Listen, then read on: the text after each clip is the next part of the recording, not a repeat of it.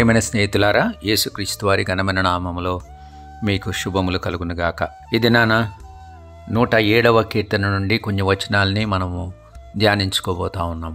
మనము శ్రమ వచ్చినప్పుడు, కష్టం వచ్చినప్పుడు, ఇబ్బంది కలుగుతున్నప్పుడు, అనారోగ్యము మనము కలిగి ఉన్నప్పుడు, లేక తీరని మానసిక వేదన, డిప్రెషన్ ఇలాంటి వాటి ద్వారా మనం వెళ్తున్నప్పుడు, ఎటూ దారి లేదని మనం భావిస్తున్నటువంటి పరిస్థితుల్లో మనం ఏం చేయాలో దేవుని యొక్క వాక్యము మనతో చాలా స్పష్టంగా మాట్లాడుతుంది. దేవుని యొక్క వాక్యాన్ని చదివినప్పుడు మనకు నిరీక్షణ కలుగుతుంది, ధైర్యము కలుగుతుంది.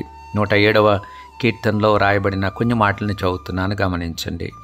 6వ వచనంలో, వారు కష్టకాలమందు యెహోవాకు మొరపెట్టిరి, ఆయన వారి ఆపదలలో నుండి వారిని విడిపించెను అన్నమాట. అనగా వాళ్ళు కష్టకాలములో దేవునికి మొరపెట్టడం నేర్చుకున్నారు.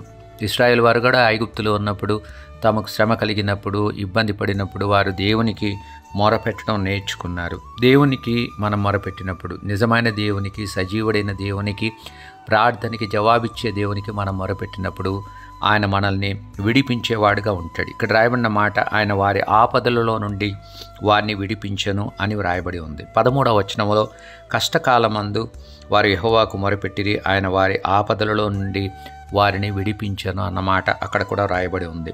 19వ వచనంలో, కష్టకాలమందు వారు యెహోవాకు మొరపెట్టిరి, ఆయన వారి ఆపదలలో నుండి వారిని విడిపించెను అన్నమాట.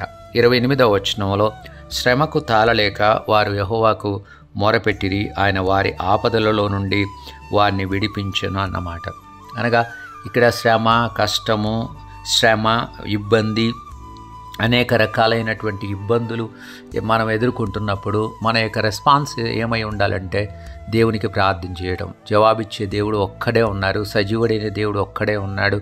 ఆయనే మన ప్రభువైన యేసుక్రీస్తు వారు. ఆయన దగ్గరికి మనం వస్తే మన శ్రమ నుండి, మన బాధ నుండి, మన ఇబ్బంది నుండి మనం బయటపడడానికి కొరకైనటువంటి ఏర్పాటును దేవుడు మన కొరకు చేసేవాడుగా ఉన్నాడన్న వాస్తవాన్ని మీ గమనానికి తెస్తున్నాను. కాబట్టి మొరపెట్టడం నేర్చుకుందాం, దేవుని ఎద్దుకు రావడానికి మనం నేర్చుకుందాం, ఆయన మీద ఆధారపడడానికి నేర్చుకుందాం.